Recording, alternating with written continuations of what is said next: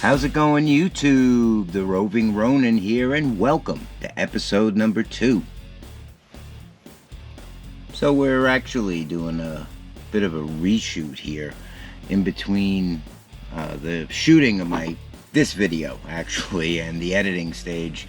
There was some really sad news in the knife world, and just felt like I should include it in with the video. I'm not gonna go into detail about everything that happened. Just pass on the news to those of you who don't know it. The very, very well-known knife designer who's made knives for Kizer and We, and I'm sure brands that I'm just not remembering at the moment. Elijah Isham died at 27 years old in Ohio. I believe it was Thursday or Friday, so just rest in peace. It's a sad loss for the knife world. Very young and very talented knife designer. Okay, moving on. This episode was actually something that came from a community request. At the beginning, when we did this channel, we asked that the community get involved. Quite honestly, all of us being part of the EDC and knife community, I mean, I can speak for myself, and I'm sure I'm not the only one who feels this way. A lot of what we learn, a lot of what we find out, who's carrying a certain knife, or who's got a certain exclusive dropping, or what's available where, a lot of that comes from this community. A lot of great ideas. We've even seen knife designers who were once part of this community step out and really make a name for themselves. And I want to tap into that. I want to get, the ideas of other people in the community to let me know what you want to see.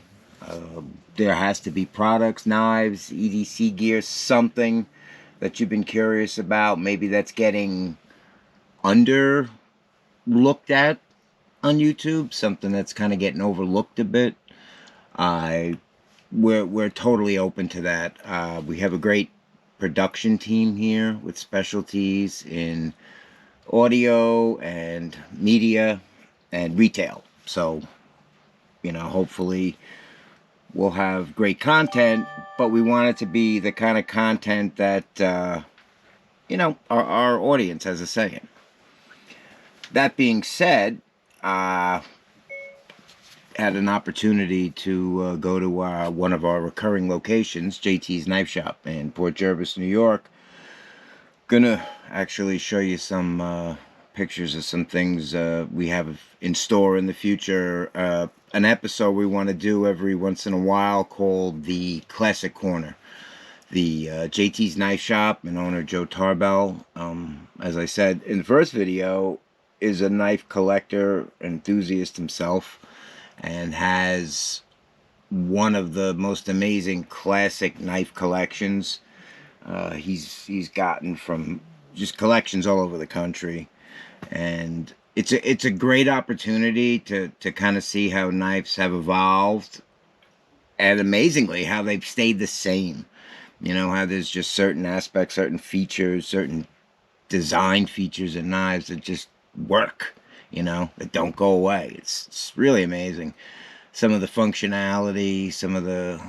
I won't go too much into it, but some of the ideas of why the first flipper knives came out. I won't spoil it, but let's just put it this way. At the time, it's something that would be required now. And it's just great, just seeing that evolution. And what's more, I'm excited. The first dozen or so subscribers we have on this channel are going to have the opportunity to see us evolve, to watch the channel change and grow, to watch our video editing get better, to watch our content get better and grow. Number of episodes. I mean, right now we're just working on getting a regular schedule of videos together. We all work other jobs, so we're doing our best to get a schedule going. But we have some good ideas and we have some strong support. Most importantly, we have a real love for this community and a desire to see it grow. So, moving on, in our last episode, I got a request and I was asked what were my top 5 favorite knives and why. And oddly enough, I had been contacted by the person who asked me that, who really sort of expanded on it, which was good. They contacted me, by the way, on Instagram, which you can do as well. Reach out to me on Instagram at Bill's EDC _obsession. That's Bill's EDC _obsession. I post daily, take a lot of pictures of my collection and get them up there. The question was, which 5 knives, they clarified it a bit and asked me which 5 knives I've had to use the most. So, because I'll let you in on a secret, when you have, let's say, 8 or 9 knives in your collection, picking the top 5's not that difficult. When you have more than that, you know, in excess of 2 dozen or in excess of 30, you feel so limited, only getting 5 to choose from. So I'm thankful that this fan, or this viewer, excuse me, I don't really have fans yet.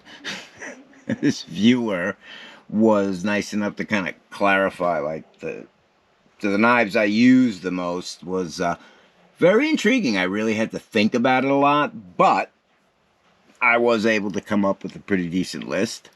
Before I get into it, let me just kind of tell you what you're looking at here, which you've probably been staring at without explanation. I've got my EDC organizer. This is the Pocket Tuxedo. I believe it's the large Pocket Tuxedo.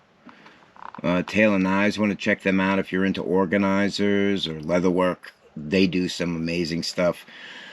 Their leather work is great. Their stitching, just the feel of it. So you can check them out. I believe it's taylorknives.com. You can give them a look. So I got my Olight I3T. E3T? Yeah, which one it is. It's my, really my only titanium flashlight. I've got a Fisher Space Pen in chrome and my Faro EDC pry bar. Absolutely love this. Got it in titanium, and of course my satin titanium Defiant combat bead. This thing is so great. It's fidgety. Absolutely love combat beads. Again, if you love beads, titanium beads, bead holders, oh boy, pry tools, check out Combat Beads online. Not only do they make absolutely fantastic stuff, but their customer service is just great. They're just absolutely nicest people. Alright, so on to the top 5. And for the, excuse me, let's get everything adjusted in place here.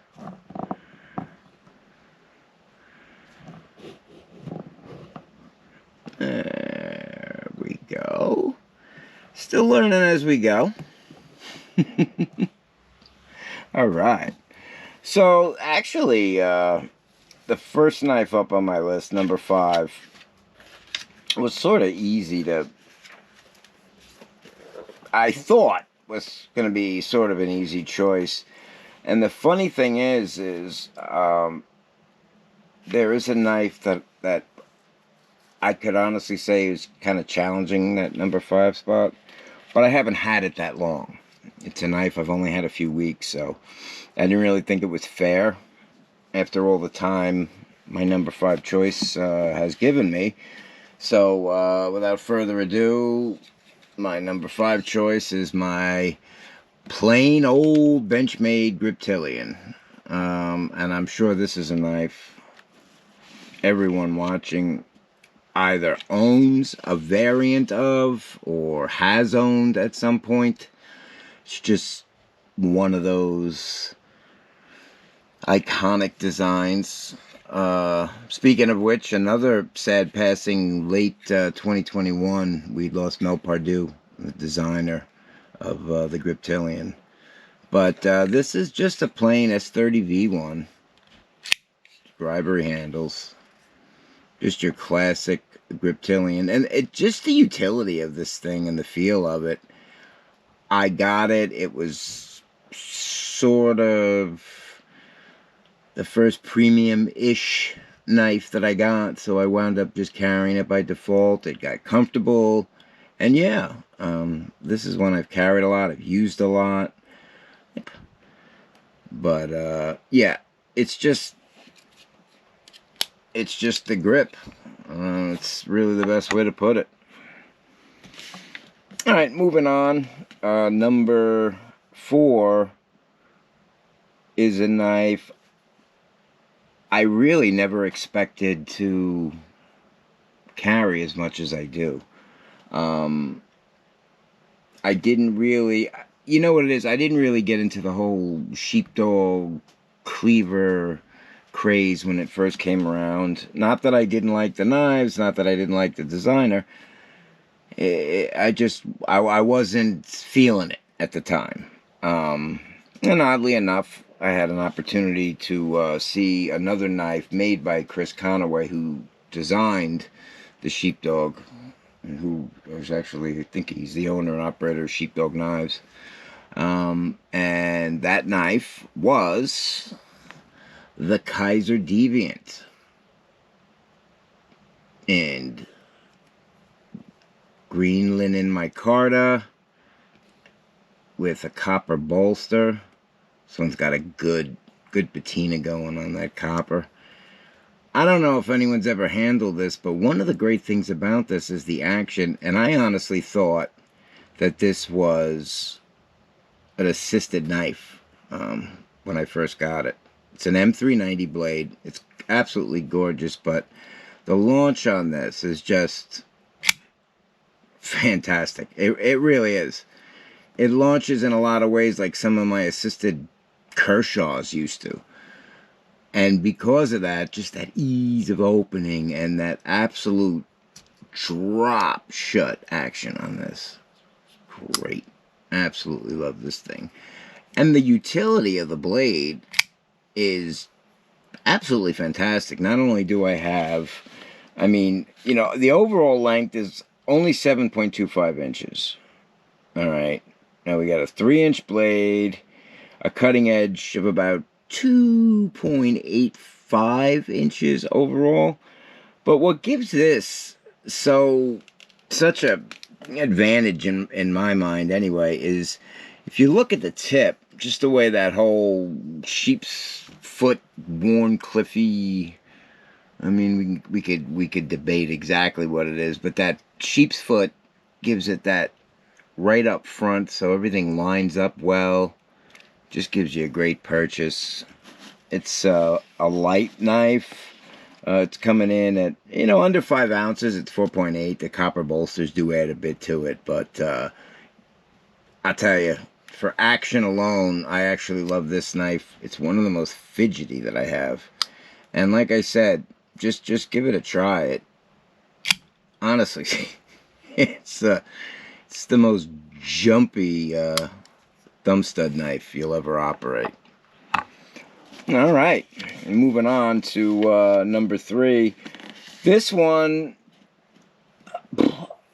yeah, this one kind of became a popularity contest between two knives, but even though I had one far longer, I decided to take a chance here.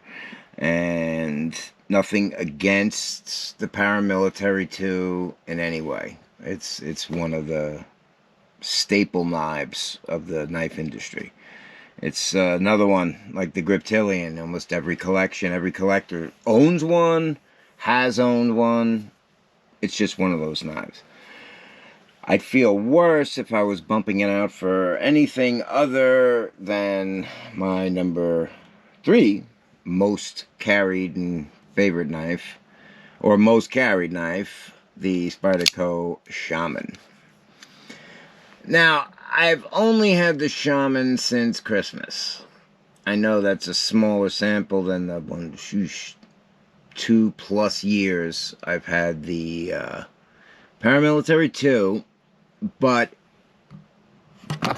in overall percentage of time I'm carrying this, it's more than the PM2.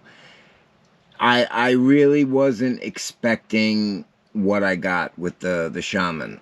You know, I had sort of not moved away, but I hadn't bought a new Spyderco in a while, you know, and you sort of get used to, you know, a certain standard with Spyderco. And the one thing that always stood out in my mind as someone who loves titanium frame locks, a lot of custom stuff, when I think of certain production knives, Spyderco's got that great action, great blade geometry, and lightweight. What really, really took me when I got the Shaman was the weight.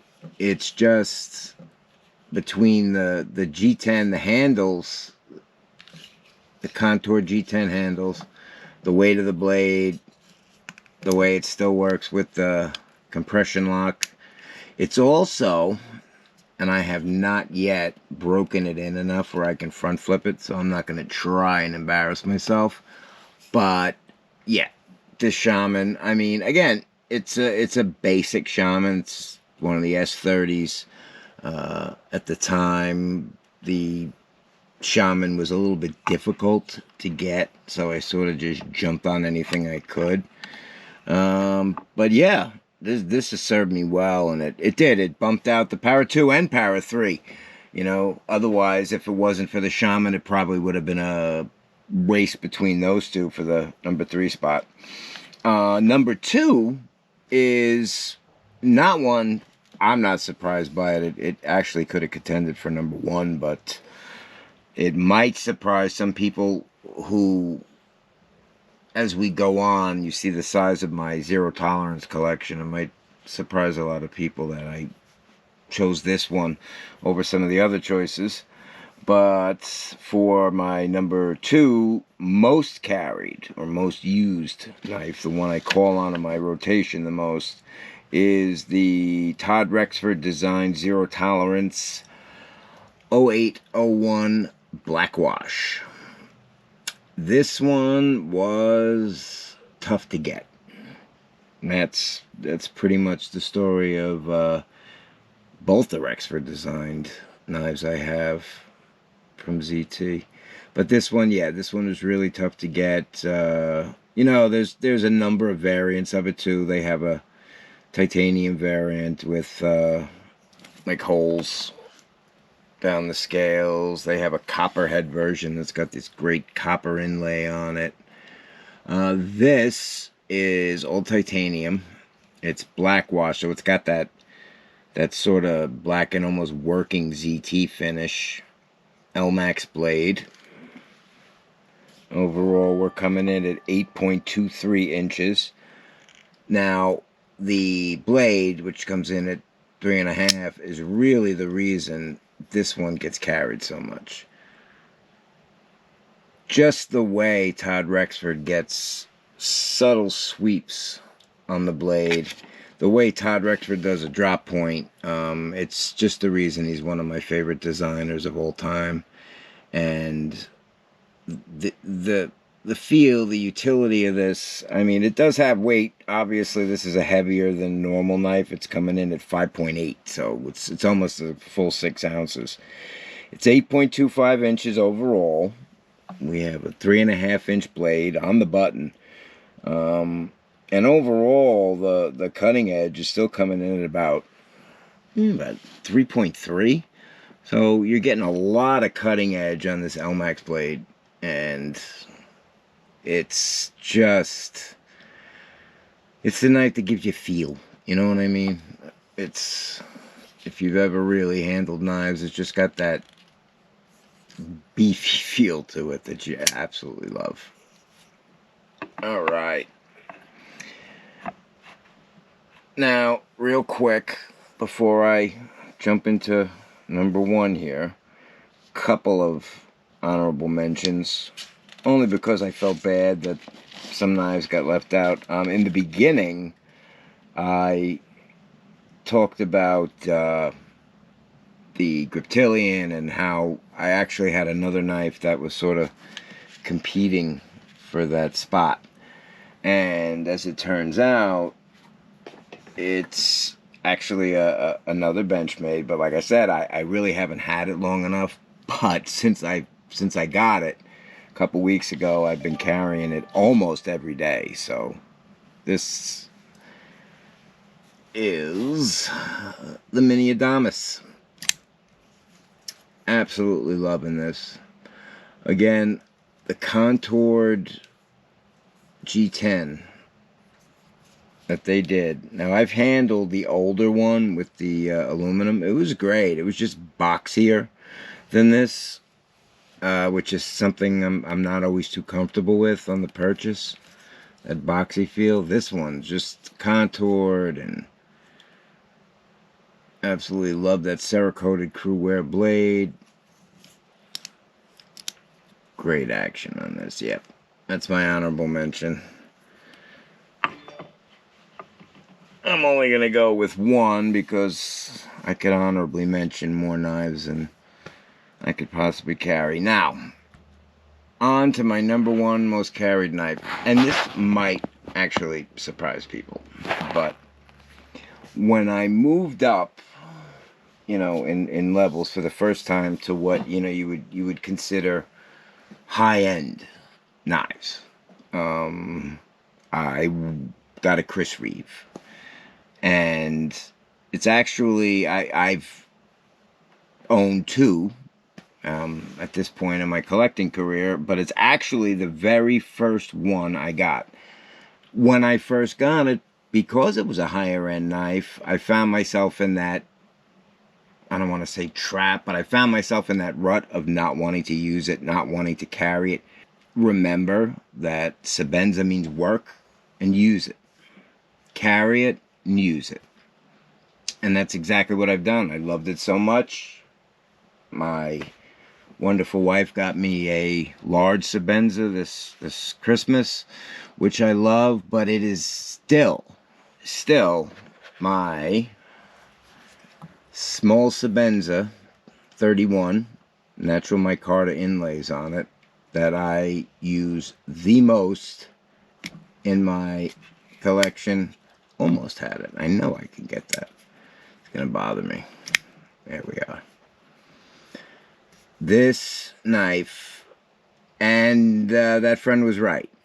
This is a no-fail knife, and that's really what you're looking for the most used knife. Like I said, I have a large Sebenza. It's my plain Jane. I wanted a plain titanium, no frills Sebenza. Obviously still in the market for an Umnenzon at some point, but that's where we're at now. Just some updates on some future unboxings that'll be coming our way. I've got two knives on the way, including my first foray into the custom or semi-custom world. I have a Vero engineering product on the way. I'll be looking forward to unboxing for everyone. And we're, like I said, trying to get together a schedule. We'd like to ultimately get 2 videos out a week. Right now, we're hoping to just get on a weekly schedule. This one might run a little bit over that. But like I said, you get a chance to watch us grow and watch us evolve. So I'm excited about that.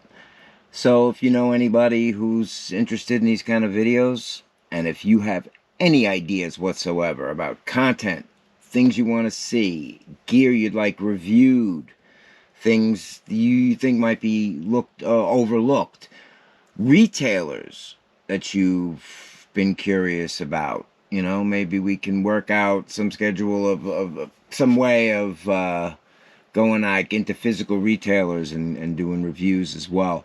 But we want to hear from you. This community's really the reason my knife collection, my enthusiasm about EDC gear is what it is today. So I want to use that resource, see if we can't build a great channel. So from everyone here at the Roving Ronin, I want to say good night. See you soon. Everyone be safe and stay sharp.